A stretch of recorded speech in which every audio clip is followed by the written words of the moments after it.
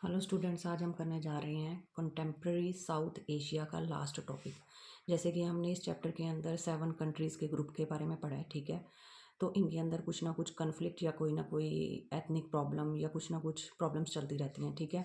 तो इसके लिए एक ऑर्गेनाइजेशन बनी हुई है, ठीक है, जिसका नेम है सार्क। ये सार्क क्यों बनी है? ताकि पीस एंड कोऑपरेशन बना रहे इन 7 कंट्रीज़ के बीच में, ठीक है। जो ये सार्क है, ये कब फॉर्म्ड हुई है? 1985 के अंदर, ठीक है। और सार्क की फुल फॉर्म क्या है? South Asian association for regional cooperation. कि ये जो 7 कंट्रीज़ हैं, ये आपस में क्या करेंगी? एक दूसरे से कोऑपरेट करेंगी, ठीक है। इसके लिए इन्होंने एक एसोसिएशन बना रखी है, जो कि कब बनी है? 1985 में। अब क्या है, जब ये सार्क बन जाती है तो ये सक्सेस नहीं हो पाती है। क्यों सक्सेस नहीं होती है? क्योंकि जो अलग अलग कंट्रीज़ हैं, देखो, वहाँ पर अलग अलग टाइप की पॉलिटिक्स चल रही है, ठीक है। जैसे कि हमने पढ़ा है, कभी मिलिट्री आ रही है, कभी डेमोक्रेसी आ रही है पाकिस्तान में, ठीक है। बांग्लादेश में भी पढ़ा है, ठीक है। तो इस तरीके से नेपाल के अंदर ये सारी की सारी कंट्रीज़ हम रीड कर चुके हैं कि कहीं पे मोनार्की सिस्टम है, कहीं पे कुछ है।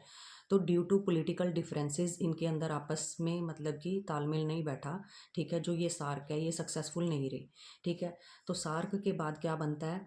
सार्क के जो मेंबर होते हैं, ठीक है, वो साफ्टा को साइन करते हैं। सार्क के सारे मेंबर जो किसको साइन कर रहे हैं? साफ्टा को, ठीक है। साफ्टा की फुल फॉर्म क्या है? South Asian free trade agreement, ठीक है। फ्री ट्रेड करेंगे हम, जितने भी 7 कंट्रीज़ का ग्रुप है, हम आपस में फ्री ट्रेड करने वाले हैं अब। और जो ये साफ्टा, ये साइन हुआ था 2004 के अंदर, और इसको इफेक्ट के अंदर लाया गया 1 जनवरी 2006 के अंदर। 4 में बना और 6 के अंदर इसको इम्प्लीमेंट कर दिया गया। अब क्या है, जब इसको इम्प्लीमेंट किया तो जो इंडिया को छोड़ के बाकी जो इसकी नेबर कंट्रीज़ हैं, ठीक है, उनको ये डर है। क्योंकि इंडिया देखो बहुत ज़्यादा ग्रो कर रहा है, डेवलपिंग कंट्री है, ठीक है, as comparison to other countries, ठीक है। इंडिया को ये मतलब कि जो नेबर्स कंट्री हैं, उनको ये डर लगता है कि इंडिया क्या करेगा? इन्वेड करेगा, मतलब कि हम पे आक्रमण कर देगा हमारी मार्केट के ऊपर, और फिर इन्फ्लुएंस करेगा हमारी सोसाइटीज़ को और हमारे पॉलिटिक्स को। तो जो नेबर कंट्रीज़ हैं, उनको डर लगता है कि इंडिया जो है हम पे क्या करना है, कर देगा, आक्रमण कर देगा, ठीक है, इन्वेड कर देगा। सार्क का इम्पैक्ट भी पड़ा है इंडिया और पाकिस्तान के रिलेशन के ऊपर, ठीक है। ये जो दोनों हैं कोऑपरेट भी करने लगे हैं एक दूसरे को, क्योंकि ये सार्क के मेंबर हैं, ठीक है। कॉन्फिडेंस बिल्ट हो रहा है इनके अंदर। सोशल एक्टिविस्ट जो हैं, या बहुत सारी ऐसी पर्सनैलिटीज़ हैं जो आपस में बातचीत करती रहती हैं, ठीक है। उसके अलावा जो लीडर्स हैं, वो भी समिट्स करवाते रहते हैं, ठीक है। और बस रूट्स जो है वो भी इनके मतलब चलते रहते हैं, ठीक है। ट्रेड भी कर रहे हैं आपस में, और वीज़ा भी प्रोवाइड कर रहे हैं जो भी एक दूसरे की कंट्री के अंदर विजिट करना चाहते हैं। तो इस तरीके से क्या है, रिलेशन भी अच्छे हो रहे हैं। किसकी वजह से? सार्क का मेंबर होने की वजह से इंडिया और पाकिस्तान के जो रिलेशन है, वो क्या हो रहे हैं? अच्छे हो रहे हैं, स्ट्रॉन्ग हो रहे हैं। अब देखो यहाँ पे क्या है, यहाँ पे बताया गया है कि जो इंडिया है, उसके बायलेटरल रिलेशन चल रहे हैं 3 कंट्रीज़ के साथ ऑलरेडी, भूटान, नेपाल और श्रीलंका के साथ, ठीक है। तो फिर साफ्टा का मेंबर बनने की ज़रूरत क्या है इंडिया को, अगर इंडिया के रिलेशन ऑलरेडी अच्छे बने हुए हैं इन 3 कंट्रीज़ के साथ, ठीक है। अब देखो, 3 टाइप की आइडियोलॉजी चलती है फॉर साफ्टा। क्या क्या आइडियोलॉजी है? देखो, जो फर्स्ट नंबर पे साउथ एशियन कंट्रीज़ हैं, जैसे कि अब इसमें आपको पता है कि इंडिया को छोड़ के जो दूसरी कंट्रीज़ हैं, वो क्या कह रही हैं? कह रही हैं कि जो इंडिया, मैंने ऑलरेडी ये पॉइंट आपको अच्छे से क्लियर किया है कि जो इंडिया है वो इन्वेड करना चाहता है हमारी मार्केट के ऊपर, हमला करना चाहता है, ठीक है। और हम हमारी जो सोसाइटी है और जो पॉलिटिक्स है, उनको इन्फ्लुएंस करना चाहता है। ये अदर कंट्रीज़ का व्यू पॉइंट है, ठीक ठीक है। अब इंडिया का पर्सपेक्टिव क्या है? इंडिया कहता है कि अगर हम साफ्टा को साथ लेकर चलते हैं तो इससे क्या होगा? इकोनॉमिकली बेनिफिट होगा फॉर ऑल द कंट्रीज़, जितनी भी अदर कंट्रीज़ इसकी मेंबर है, सबको बेनिफिट होगा। सारे फ्री ट्रेड करेंगे, ठीक है। बेटर कोऑपरेशन होगा, एक दूसरे के साथ कोऑपरेट करेंगे, और बहुत सारे जो पॉलिटिकल इश्यूज़ हैं, वो भी हमारे सुलझ जाया करेंगे ट्रेड के बहाने से, ठीक है। देन इसके बाद क्या है, सम इंडियंस क्या कहते हैं? कहते हैं नो नीड ऑफ साफ्टा, हमें साफ्टा की ज़रूरत नहीं है। हम साफ्टा के मेंबर क्यों बने हैं? क्योंकि ऑलरेडी हमारे बायलेटरल रिलेशन हैं भूटान, नेपाल और श्रीलंका के साथ, ये भी तो साफ्टा की मेंबर है, ठीक है। और जब हमारे इनके साथ रिलेशन अच्छे हैं, तो फिर हम साफ्टा में जाके फिर से इनके साथ एग्रीमेंट क्यों साइन कर रहे हैं, ठीक है। तो इस तरीके से 3 टाइप की आइडियोलॉजी है फॉर साफ्टा। इसके बाद आ जाता है आपको यूएस चाइना इन्फ्लुएंस, ठीक है।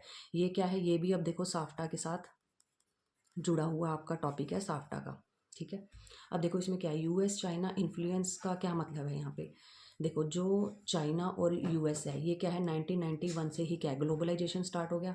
अगर ग्लोबलाइजेशन स्टार्ट हुआ है तो ये दोनों भी क्या है, एक तरह से डेवलप्ड कंट्रीज़ हैं, ठीक है, और चाइना क्या है, डेवलपिंग है। तो इसमें क्या है कि ये हम पे क्या डालते हैं, अपना इम्पैक्ट डालते हैं। कोई भी जो कंट्री है वो आइसोलेट तो रह नहीं सकती, इनके साथ तो उनको तालमेल रखना ही पड़ेगा ना, अदर कंट्रीज़ को, ठीक है। तो अब देखो यहाँ पे क्या कहा है कि जो चाइना एंड यूएस की प्लेयर इन साउथ एशिया। अब ये जो साउथ एशिया की 7 कंट्रीज़ हमने मेंबर दिखाई हैं, इसके अलावा और भी जो कंट्री हैं, ठीक है, उसमें क्या है, चाइना और यूएस जो है बहुत इंपॉर्टेंट रोल प्ले करता है अपना।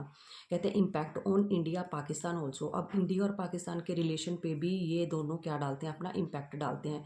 कैसे, वो अभी हम आगे देखेंगे। अब देखो ये क्या है, जो 1991 के बाद यूएस और चाइना की जो इन्वॉल्वमेंट है ना, वो बहुत ज़्यादा बढ़ चुकी है, ठीक है। अब देखो इन्होंने क्या कहा है कि बड़ी कब है ये इन्वॉल्वमेंट पाकिस्तान, इसकी यूएस और चाइना की ग्लोबलाइजेशन की वजह से, ठीक है। कह रहे हैं कि जो चाइना है ना वो पाकिस्तान का फ्रेंड है। अब चाइना पाकिस्तान का फ्रेंड है और पाकिस्तान के साथ हमारी नहीं बनती, ठीक है। अगर हमारी इनके साथ नहीं बन रही है तो चाइना को तो बुरा लगेगा ना, इसलिए हमारे चाइना के साथ भी रिलेशन गड़बड़ हो जाते हैं, ठीक है। चाइना के साथ अच्छे रिलेशन नहीं बनेंगे क्योंकि पाकिस्तान हमारा दुश्मन है, ठीक है। तो इस तरीके से हम लोग क्या करते हैं कि एक तरह से दुश्मनी की भावना रखते हैं पाकिस्तान के लिए, बट ऐसा कुछ भी नहीं है, ठीक है।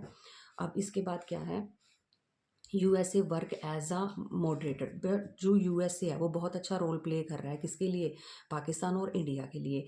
यूएसए क्या करता है कि अगर इंडिया और पाकिस्तान में कोई भी कन्फ्लिक्ट है, ठीक है, कोई भी प्रॉब्लम आ रही है, तो एज अ मॉडरेटर वो आकर हमारी प्रॉब्लम को सॉल्व करवा देता है।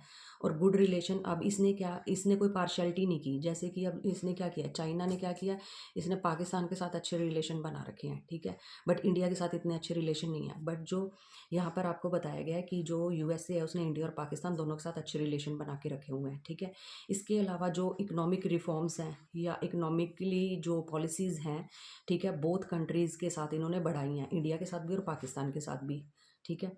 Then large South Asian diasporas in USA. Diasporas क्या होता है, एक तरह से प्रवासी, मतलब कि साउथ एशिया के बहुत सारे लोग जो हैं यूएसए में जाके सेटल हो रखे हैं, ठीक है, जिसकी वजह से क्या है, हमारे अच्छे रिलेशन है यूएसए के साथ। Then South Asia provide big market to USA. अब साउथ एशिया में देखो पॉपुलेशन बहुत ज़्यादा है, ठीक है, तो इसके कारण क्या है, उसको यूएसए को बहुत बड़ी मार्केट मिल जाती है यहाँ पर, तो इसलिए भी रिलेशन अच्छे रखने पड़ेंगे यूएसए को। देन उसके बाद है कंक्लूजन ऑफ द चैप्टर। इसका कंक्लूजन क्या निकलता है चैप्टर का। अब देखो यहाँ पे बताया गया जो साउथ एशिया है, इनके पास दो ही सोल्यूशन है, या तो ये कन्फ्लिक्ट जोन में चले जाएं, एक दूसरे से लड़ते झगड़ते रहें, ठीक है, या फिर रीजनल ब्लॉक बन जाए, मतलब कि कोऑपरेशन के साथ एक दूसरे के साथ मिलजुल के रहें, ठीक है। अब ये कब पॉसिबल हो सकता है कोऑपरेशन के साथ रहना, कहते हैं it's depend on the people and government, ठीक है। जो साउथ एशिया की कंट्रीज़ के जो मेंबर हैं और जो गवर्नमेंट है, ये उनके ऊपर डिपेंड करता है कि वो कैसे एक दूसरे के साथ कोऑपरेट करके रहते हैं, ठीक है। अगर उनको कन्फ्लिक्ट अगर उनके अंदर आता भी है, ठीक है, तो इसमें क्या बताया गया है, not on the outside power, ठीक है, कि आउटसाइड जो पावर्स हैं वो मतलब अगर रोल प्ले करती हैं कन्फ्लिक्ट बढ़ाने में, तो ऐसा हमारी कमजोरी होगी कि हम इन चीज़ों को मान के कन्फ्लिक्ट लेकर आ रहे हैं हमारी कंट्रीज़ के बीच में, ठीक है। अगर हम आउटसाइडर को अवॉइड करेंगे, ठीक है, इग्नोर करेंगे, तो हमारे अंदर क्या है, नेचुरली ही क्या है, कोऑपरेशन की जो फीलिंग है वो आएगी और हम एज अ रीजनल ब्लॉक रहेंगे सारी की सारी कंट्रीज़ जो साउथ एशिया के अंदर है, ठीक है। तो इस तरीके से ये आपका कंक्लूज़न निकलता है चैप्टर का, और यहीं पे ये चैप्टर जो है आपका एंड होता है, ठीक है। Thanks for watching.